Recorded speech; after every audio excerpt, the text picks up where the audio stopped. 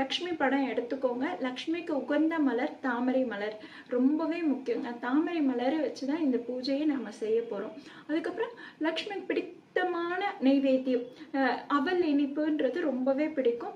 அப்போ நம்ம அவல் இனிப்பு எடுத்து வச்சுக்கலாம், இல்லைன்னா பால் பாயசம் வச்சுக்கலாம். அதுக்கப்புறம் பார்த்தீங்கன்னா சில பேர் வந்து கலசம் வச்சு இந்த பூஜை வழிபாடு பண்ணுவாங்க.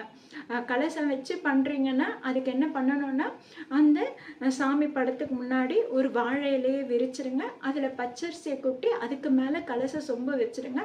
அந்த சொம்பில் கொஞ்சமாக ஒரு கிளாஸ் தண்ணி விட்டு அதில் மஞ்சத்தூள் கலந்து அதில் ஏலப்பொடி, அதுக்கப்புறம் பச்சை கற்பூரம், ஒரு எலுமிச்சை பழம், வெத்தலை பாக்கு, ஒரு நாணயம், கண்டிப்பாக நாணயம் முக்கியங்க.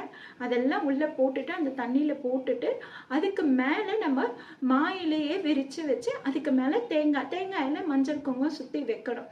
ஓகேங்களா? தேங்காயில் மஞ்சள் குங்குமம் சுற்றி வச்சுட்டு கலசத்தை இப்போ ரெடி பண்ணியாச்சு.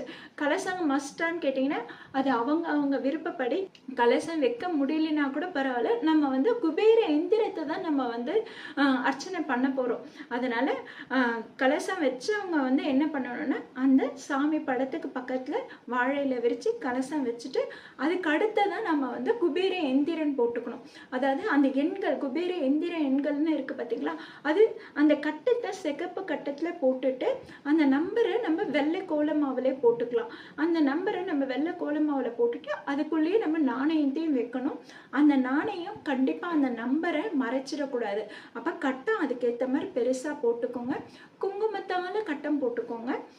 கோல மாவில் நம்ம எண்களை எழுதிட்டு நாணயம் வச்சு நாணயத்துலேயும் மேலே மஞ்சள் குங்குமம் வச்சிட வேண்டியதான். இது ரெடி பண்ணியாச்சா? அதுக்கு அடுத்து தான் என்ன பண்ண போகிறோன்னா, 2 பக்கம் குத்து விளக்கு ஏற்றி வைக்க போகிறோம். ஏன்னா குத்து விளக்கு வச்சு தானே நம்ம அர்ச்சனை பண்ணணும். அப்போ 2 பக்கம் குத்து விளக்கு ஏற்றி வச்சுக்கோங்க.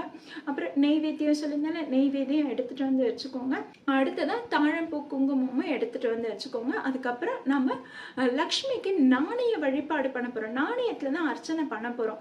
அப்போ நம்ம என்ன பண்ணணும்னா, ஒரே மாதிரியான காசு 9 காசோ இல்லை 108 காசோ, உங்களால் முடிஞ்சதுன்னா 108 காசு ஒரே மாதிரியான காசை எடுத்து வச்சுக்கோங்க. இல்லையா 9 காசுகளை எடுத்து வச்சுக்கோங்க. 9 காசையை கூட நம்ம திரும்ப திரும்ப திரும்ப அதை அர்ச்சனை பண்ணிட்டு திரும்ப எடுத்து வச்சு அர்ச்சனை பண்ணிக்கலாம். அந்த மாதிரியும் பண்ணிக்கலாம். ஓகேங்களா? ஏன்னா நிறைய காசு கிடைக்கல, ஒரே மாதிரி கிடைக்கல. அதாவது எப்படின்னா, 1 ரூபாய்னா 9 1 ரூபாய், ஒரு 5 ரூபாய்னா 9 5 ரூபாய், அந்த மாதிரி வைக்கணும். ஏற்கனவே நம்ம வந்து குபேர எந்திர கட்டத்திலே நாணயம் வச்சிருப்போம். அங்கேயே நம்ம வந்து மஞ்சள் குங்குமம் வச்சு நாணயம் வச்சிருப்போம். அது எந்த நாணயமா இருந்தாலும் பரவாயில்ல.